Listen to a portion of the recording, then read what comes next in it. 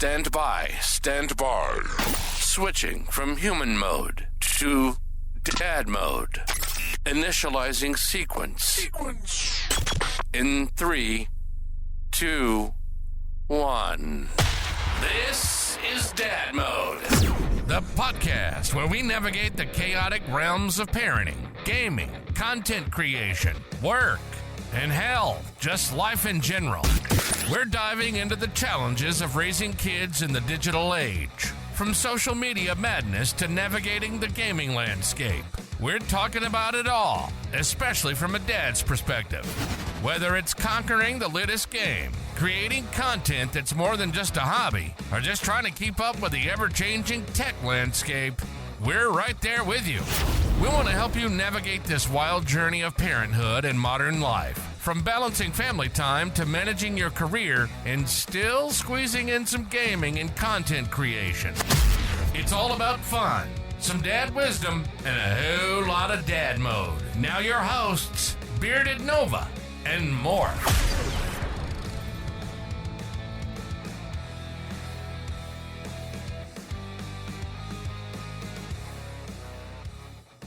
All right, welcome back to Dad Mode. Today we're going to learn a little bit about Bearded Nova and his journey in content creation and learn all about it. And maybe you guys can learn something from what he has. I don't like that at all. I don't know where I was going with that. All right. Welcome back to Not Down the Rabbit Hole. It's early. Give me a second. This is what happens when we do it in the morning for you. I'm just because I'm up at this time, and I'm usually at this point. I'm on the bus heading to work, and I'm usually so I'm just about there at this point. But I'm not in a meeting this early. I'm at work, but I'm not present mentally. All right. Welcome back to Dad Mode. Today we're going to be talking with Bearded Nova and asking all about his content creation and streaming journey. Bearded, how are you doing? I'm doing good. We were talking about a little bit before we spun it around our recording time today. So, morning for you, evening for me. Yes. It's fair. And I'm struggling a little bit this morning because I'm not used to doing this in the morning. I was thinking this as well today. At some point, it's funny because I'm always in singlets or t-shirts to doing this because it's summer here. Obviously, it's, 1,000,000 degrees. And you're in jumpers at the moment, hoodies, because it's winter. Yep. We're gonna have like a complete costume change at some point in this, where it was. Yep. It's getting warmer for it's February, and next week it's supposed to be in the 50s Fahrenheit here. And for me that's really warm. We're used to blizzards still at this time of the year. So I don't know. I need to. It's strange. Yeah, I already know really hot. 10 degrees. Not that. That's as cold as it gets. And for us, that's we're going on shorts in that weather. We're oh my god, it's a heat wave. Oh, I'm not lying. It does get lower than that, but not that much lower. That's a pretty average low. Yeah, I already know. Average low. That's crazy. That's crazy to me. Because I've always lived in this climate where it's not frigid. It doesn't usually get. I didn't usually go below 0 Fahrenheit where I am. Not usually, but I didn't expect it to get above a few degrees above that in the winter. So this is crazy. It's 50 degrees warmer than it usually. Okay, all right, that's fair. Nope, that's fair. I get that. Anyway, all right. So let's talk about your streaming career. Yeah, I already know. Now you've been streaming for a couple of years. Couple of years now. I it's have to be 4 years. I've kind of lost track already how long it's been. I'd say 4 years. First 2 years though, maybe 2.5 years wasn't very serious. Let's say first 2 years wasn't very serious. The third year I started taking it a little bit more serious, and then the previous year. Actually, previous year now. I took it on completely seriously. That was a real change on how even actually a year and a half, I'll say, took a complete change, and I took it really serious. That's when TikTok and we met, basically, is when I started ramping it up more. So when you got into it, was why did you get into it? Why did you decide it was something you wanted to try out? So we lived rural, very out of town, never had visitors at our place for the 7 years we lived there. We never had actually visitors come over to our house, maybe twice. And back when I was living in the city, before I met my wife, I used to go and hang out with friends on like a Friday night, Saturday night. We'd go hang out in a lounge room, play video games, order pizza, order wings in, etc. Just talk, have a good time. And then moving away, I missed that. I didn't have the experience of playing video games and sharing it with other people. And I was finding that I was up late and I was playing video games by myself. And I thought, well, let's just put that streaming out there. If someone might interact with me, that gives me that social interaction that I was wanting while playing video games. I actually started on Facebook too. Facebook gaming? Yeah, but that was just like my general Facebook profile. It wasn't even like it was simple just to set up, click, go. No overlays, no script, nothing fancy. It's just, there's a screen, there's a camera. Off I went. So you started Facebook. Did you go right from there to Twitch, or did you? Yeah, straight from there from Twitch. So I think I maybe did about 7 or so streams on Facebook. It was a real basic thing. You just had friends and family pop by and hang out for a few seconds and that. And I'm like, this is not the place to actually do this. So I moved over to Twitch. It actually wasn't. Probably, as I said, that third year, I changed games up a little bit. I started playing Apex. Seriously, and I started meeting a whole lot of US creators. And then I started getting rating and backwards and forwards. So that's when I started realizing, hey, it's good to interact with other creators, because I actually never went on Twitch to watch anyone. So me streaming was my whole entry point to Twitch in general. It wasn't until a guy rated me, and then I'm like, hold on, I met some people there, and then I started rating other people and vice versa, that I actually was like, this is fun. I actually enjoyed this. I'm meeting people. This is something I can do. And I started putting in that little bit more seriousness, the cameras, the lights, etc. That's when I started taking it serious. And at what point during this part did you decide that you need to have 400 cameras and all of the other gadgets and stuff that you So it wasn't until we met, basically. It started going, well, no, I was always buying stuff. That was the thing. I was always buying bits and pieces. Had a crappy Logitech C720 or something, just 720p basic Logitech camera. This was my first one. Actually, it was a laptop camera at first. Then it went to that. Then I brought a cheap GoPro, thinking I could get a better quality than the Logitech camera. Turned out, not really. And then the C920 that everyone has, and just buying and buying. I never got rid of the other stuff, and it wasn't until later on when I started realizing I had all this gear. I may as well just use it for more people, more cameras, more angles. Every time I looked at a camera, I'm like, well, it's just sitting there in a drawer. What am I going to do with it? At the moment, I know there's a camera right there in the background that I plan to do something with that I haven't done it with yet. Right. Now I know one point you made really good use of all those cameras, because you did a 24-hour stream of your family. Yeah, I did one subathon. I've done one subathon in time streaming, and that was testing how I could get away with using so many cameras. And in a technical sense, it was done with, I want to say 3 computers I needed for that stream. It wasn't just cameras. So I actually took my son's computer and set that up in the kitchen with another monitor and a microphone. And that was when the C920 was. Then I had a laptop in the lounge room, sit down so I could watch TV / eat my food. Gonna have a laptop just sitting on the coffee table looking at me. and then I use Droid camera with one of my old Android phones on a little mobile tripod gimbal thing that I could pick up and then take with me, go outside, do what I wanted to do outside, etc. Come back in. Like if I needed to move anywhere, that's what I had. And then I think I had commands, I think, at one stage, so chat could change to the thing. No, or maybe the command was just for me. I can't remember. I did set up commands, though, to change the camera inside the scene. So if I wanted to walk from one room to another, it would just, I could push a button, and by the time it transitioned, I was in the next room. Right. How did What's you that? get everything piped into like the one feed, like the other machines?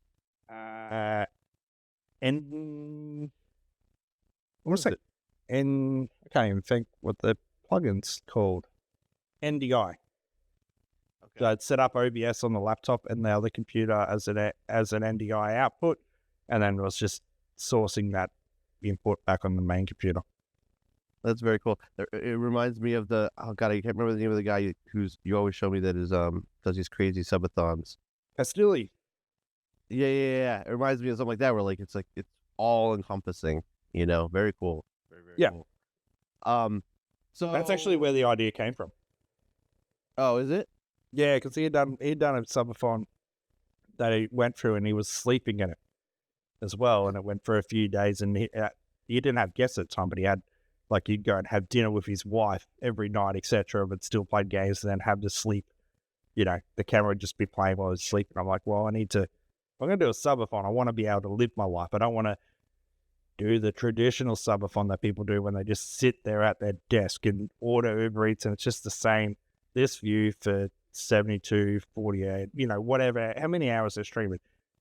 That just seemed boring. I wanted to be comfortable, Yep. Yep. So you mainly were gaming on stream. Yeah. I've noticed. So I know you did some sponsored streams too, which were very cool. Yep. How did you like sponsor streams? And I'm curious. People might be interested in knowing, like, how do you even get a sponsor stream? Yep. Sponsor streams came from, so as we talked about, I'm mainly focused on games, and you've got your sponsor streams inside your Stream Elements and what's the other one? Streamlabs. Both of them, you should know that you're sponsored by them. Or were done gigs for them, and you get those gigs, but I never actually did any of them. I never liked the look of it. And it wasn't until I was hunting for free games, I was looking at how people get CD keys and that, and another creator put me onto a website that was Keymailer, and you could apply for games. And you connected all your socials. It looked at how you were, your average viewers, etc. on a platform, and then you would have eligibility to apply for games, and then the developer could go, yeah, I'll give you a key, or I won't give you a key. And it wasn't until I found another site, Lurkit, that did the same thing, but they actually showed you what they were looking for. They would say you need an average of 10 viewers, 20 viewers, 5 viewers to get a key to be eligible. And inside that, they actually had a paid version where they would do sponsor streams. So you'd also do the game, you'd have a pitch an idea. You'd say do a stream for $10 an hour or something like that. And then the developer would say yes or no, or may come back with another offer, and then you go from there. So that's how I did sponsored game streams. And how did those usually, was there like a lot of, did you have like any goals you had to hit, or you just kind of went out there and did your thing?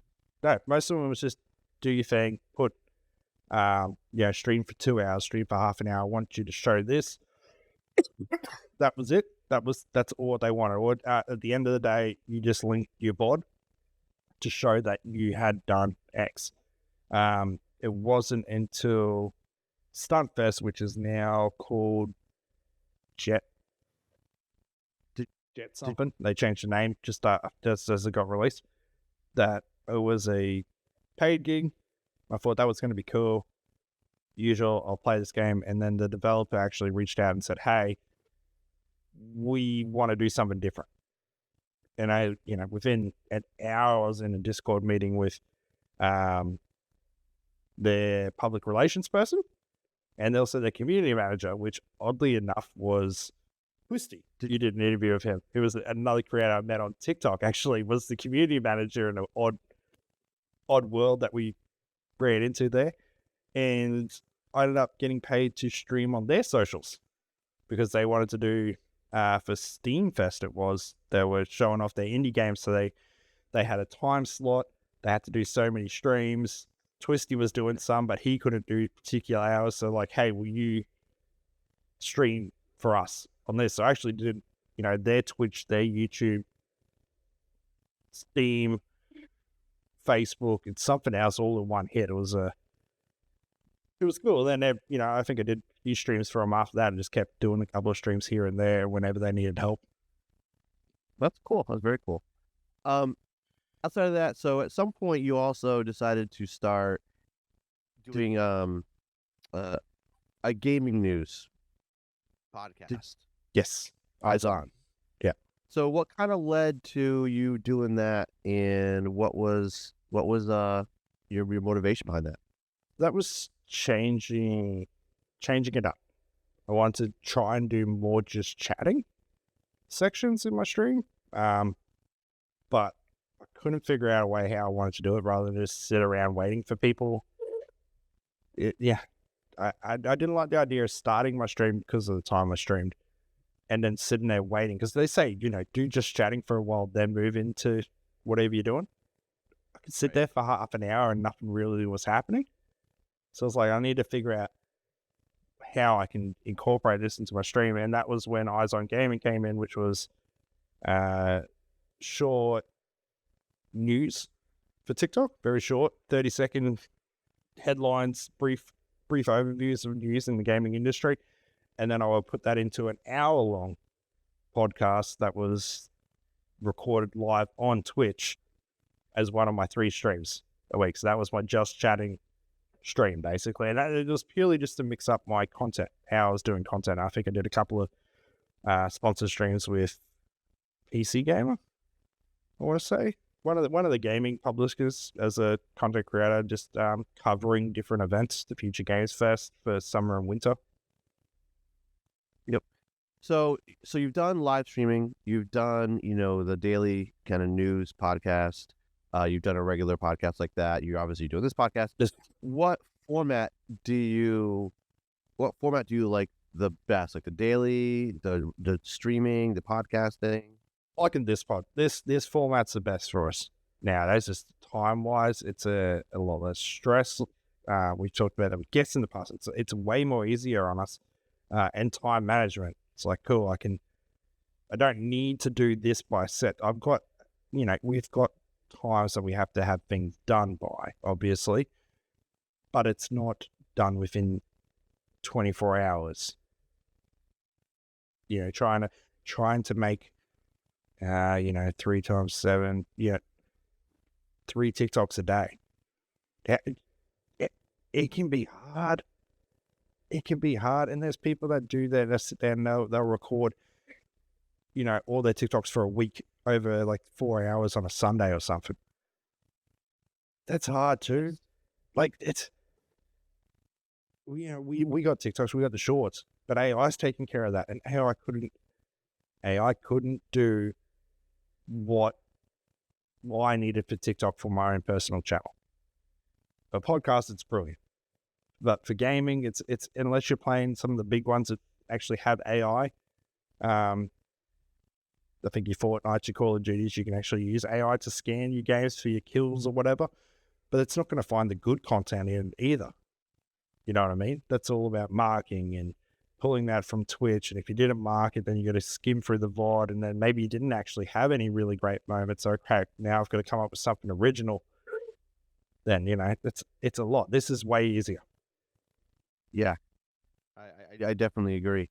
Now, you haven't been streaming too much as of late. Is it something that you think you want to do more of? I do want to stream again because that was my time to game. I don't really game anymore.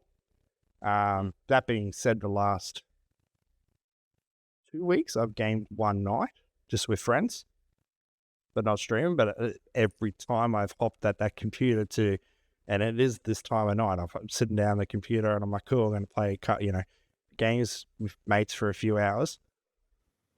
The first thing that goes in my head is launch OBS, click live. That's what I want to do, but I just haven't done it yet. And I think that's where I will start streaming that one night a week that I am gaming, and then seeing where that comes from. I think I like the game that I'm playing at the moment, but it's hard to stream at the same time. Yes and no, especially streaming with you're playing with a group. It's hard to talk to Twitch, plus talk to the group, plus pay attention to the game, I guess. It's one of the, that being said, I've talked to you about Skyrim VR with all the, the 300 mods that I've installed. Still haven't played it, but that's a possibility. I think that would be a great series, actually. I think it would. I really do think it would. I really feel you on like the gaming and having that default reaction of just going to stream, because I've been gaming a little bit with some friends offline lately, which I don't do a lot of. I do a lot of solos. Yeah. So every time I sit down and game, I'm like, I should stream this. I don't like that. That's my default thought. That's exactly right. I'm actually one of the guys that's I've been playing games with. He's actually started getting into streaming. And part of me actually wants to just and just unload on him everything. I know, because I know he's okay. You're doing it incorrectly. He's he's not affiliate. He's grinding for affiliate, but he's streaming at 1080p. Well, no. Yeah. Don't do that. I know it looks great, but you can't do that. Your viewers can't. Things that I didn't know when I started streaming. I did the same thing, but giving him advice on, hey, hold off doing that until you hit this goal, then you can do this, because your viewers, this is your viewers that you got now. Hey, there's only so many people that can watch a 1080 60 stream at this kilobit rate. It said if they don't have the internet connection, they're not going to watch you. I haven't done that to them yet, but that's what I want to do at the same time. Is just I got to help you. Yep. Yeah, because there's a lot to learn, and it's when new people start, they think that thing, right? They think that they have to do this. I got to go out and buy a million, different devices and the best of everything. I don't need to buy the best of everything. There's always a workaround. We should probably do an episode sometime just on the gear stuff. Get the gear what you really need and what you don't. But anyway, so we're talking about content, in the streaming or gaming and wanting to stream. At some point for me, it became all about content. What about you? Like, did you have a period of time where you weren't even like a human, you were just like a content creation machine? Like that's all you saw. You wake up, you go to work, and then half the time I was trying to record TikToks in the morning before work, and then think about TikToks and content while I was away from work. But at the same time, I wanted to check on my socials, making sure I'm replying to comments and putting out a tweet. That was before Twitter, did scheduling, which was great. But trying to keep everything without scheduling and on top of it was a lot, because it's just wake up, work, come home, content, dinner, content, family, sleep, strict. It was a robot. I was a robot. I know, looking at how much my wife hated it and how much she mentioned all the time, but she hated how invested I was getting into it. And I would try and explain that to her, like, hey, no, this is why. Looking at it now, it was wrong. It was bad. I'm lucky I still have a wife. I 1,000% agree with that, and my wife would 1,000% agree. With on my side. So it's difficult because you get really into it. I don't know why it's so easy to get addicted to, but I think that personalities like yours and mine, it just becomes something that we feel like we have to do. So what kind of got you past that point? Because like you're not streaming as much now, or you haven't streamed in a little while.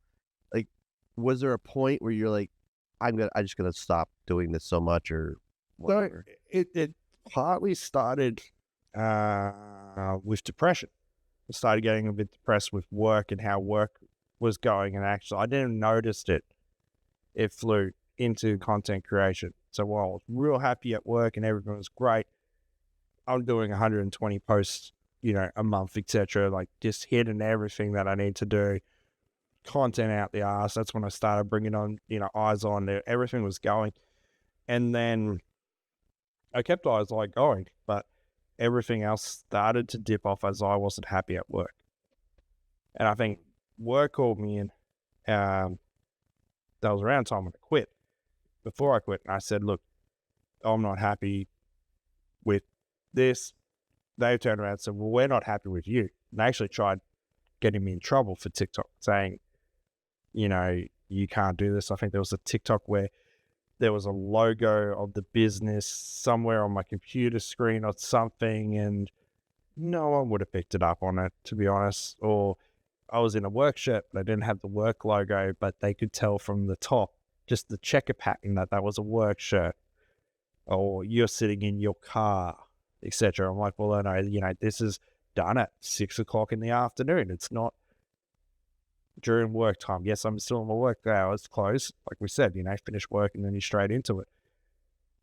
But they had done that, and then I was like, okay, looking at my analytics. Because obviously when you're getting heavily involved, you're looking at analytics. I pull up my analytics. The more depressed I got with work, I could actually see where my decline in hatred for work and my decline with content creation happened at the same time. They both tapered off, like, 120, 90, 60, 30, 15. And I'm like, And I actually took that to work. So, I went into the general manager and my manager, sat down and would because we had this talk about that being a priority over my own work. And I went away thinking, no, that's not the case. And then I've looked at these analytics. So I came in the next day with my analytics into a meeting. I'm like, you want to say it was work? No, work has caused my numbers to drop. This is where I'm not happy. This is what's happening. This is when I am happy. And Right.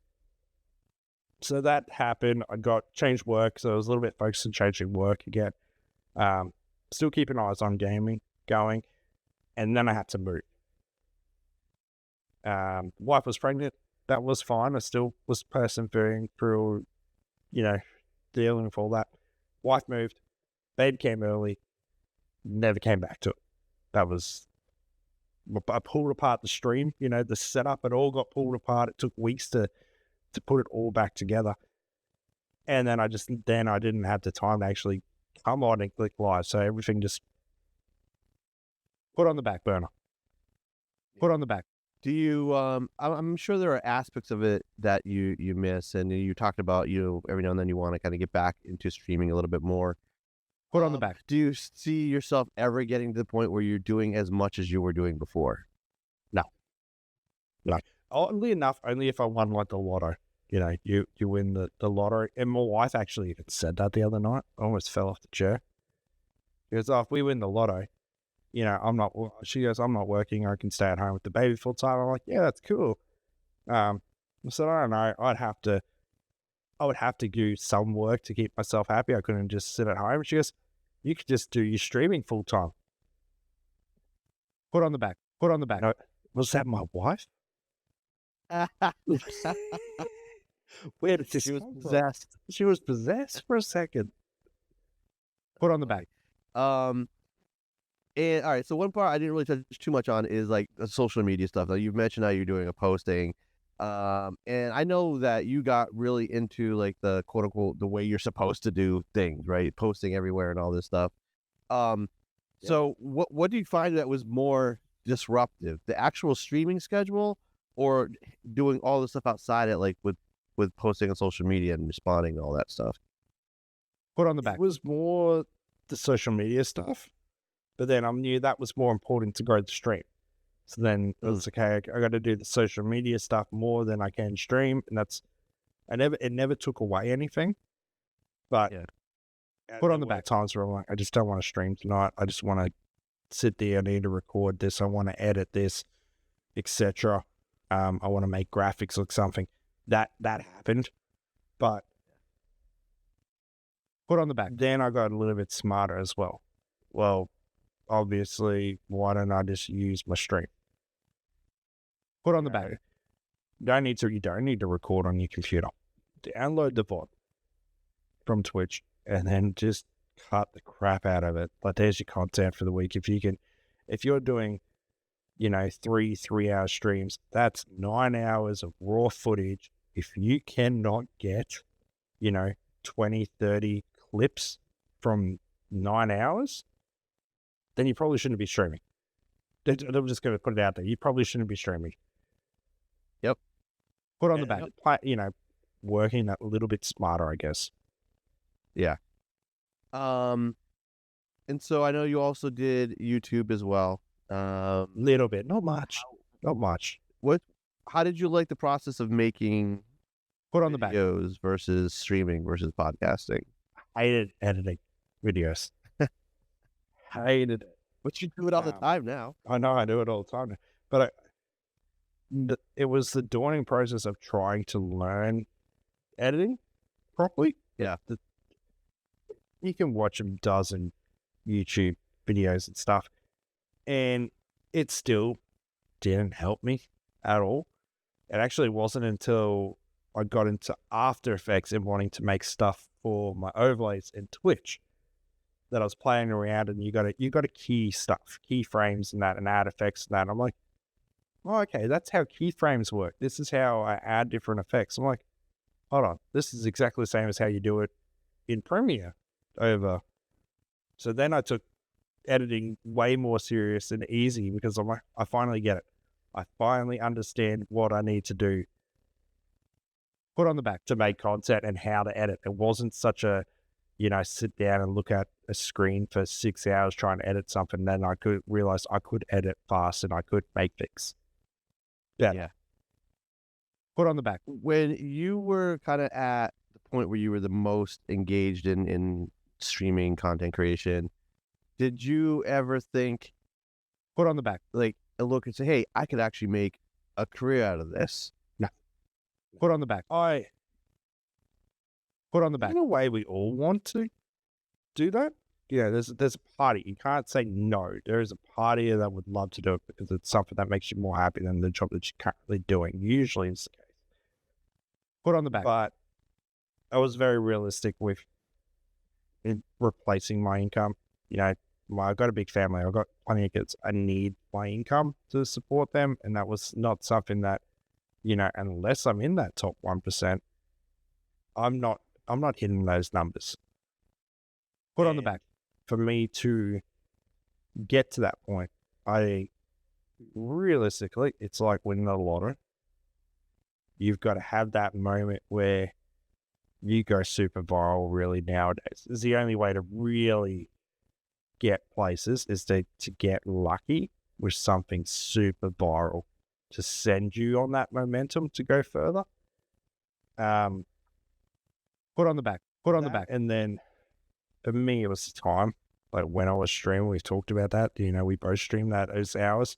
For me, where I am, it's a way less dense amount of people actually available to watch my stream.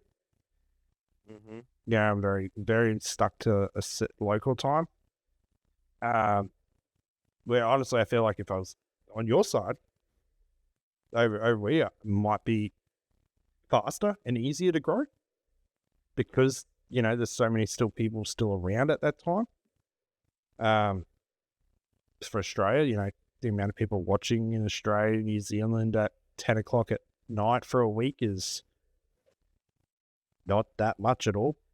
And I can say that because I see people do videos about how they refresh their stream to get transcoding. Because sometimes apparently if you're affiliate, you don't get transcoding. Never had that issue. Heard that.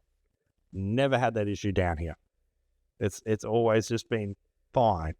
And for me, then I'd have to relook at my audience. Okay, cool. What is peak time? Where is peak time in the world? That's Eastern Europe, basically. So just Switzerland, Sweden. I'd pitched myself in a demographic in an area already. Like, I didn't want to change again. Yeah. Yep. What's something that you wish you had done differently during that period of time that you didn't, that maybe you didn't know it, and you say, hey, if I had done a little more of this, a little less of that, it might have been. I would say getting into the social media side, getting into shorts, probably building a presence in shorts way before streaming. I would do that instead. And to be honest, it's when I get more back into this outside of just dad mode, it will be that. That is the way I'm coming back into it, is going to be doing TikToks, posting to YouTube shorts like that. When that starts ramping up, then you're going to probably start seeing more streams of me. And that's what I tell anyone to do. Just get into that, build up a couple of followers. As I said, there's people I know on TikTok that I'm still, way past them, and they're going hard at TikTok nowadays. I do nothing, and I still have more followers than, other people that I know. And that's where you can build. You build that big presence. You can then go, hey, look, I'm going to start streaming on Twitch. People will follow you. People will come over. They want to see you live.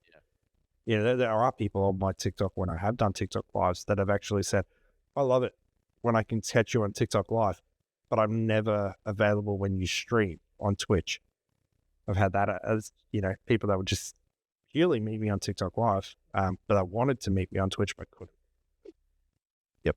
Last question I have for you. What advice would you give to anyone who's thinking of getting into content creation or streaming? Like, what kind of things should they think of before they get started? How does it affect your life now? What's your priority? What's your goal? How does that affect how you currently live? This is probably my biggest one, is work that out. Is it going to impact X, Y, Z? Sleep, money, relationships. That's the first thing I would figure out first. And then second, don't blow your money. Unless you got a great job and you got the great disposable income, sure, buy the Canon mirrorless, the Sony mirrorless, the stupid expensive mics, multiple stream decks, monitors, studio lights, etc. You can do all that stuff. But if you don't have that money, don't spend it, because it's not going to help you. It's really not going to help you increase your viewers or quality in any way. Just use what you can within your budget and slowly invest back into it. I'll add and say one thing. I didn't actually buy a Stream Deck for ages. I used the mobile Stream Deck app for a long time, because I did want a Stream Deck, but I couldn't justify it. And it wasn't actually until I got my first big donation on Twitch, which was 500. One viewer gave me 500. Wow. Yeah, it blew my mind like that.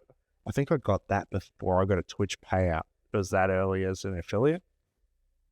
Well, obviously I got Twitch pay. No, they didn't do it through Twitch. They did it through Stream Elements. So it was straight into my PayPal without having to wait the 90 days at the time with Twitch. That's when I actually ran out and bought a Stream Deck. Yeah. But then I used both a Stream Deck and my phone, so didn't really help. There you go. All right, Bearded, that was great. If you want to catch more Bearded, you can check the description of this, and you can find all his links to all his socials there. And we'll catch you next time on Dad Mode. You've been listening to Dad Mode. Our passion is navigating this wild journey of parenthood and modern life. From balancing family time to managing your career and still squeezing in some gaming and content creation. And no matter what the women say, they will never be able to pry the controller out of our cold, dead hands. Anyway, we hope you enjoyed the show. If you did, find us on Twitter, TikTok, and YouTube at Dad Mode Podcast. And we can be found on every podcast site at Dad Mode Podcast. Y'all be cool. See you next time.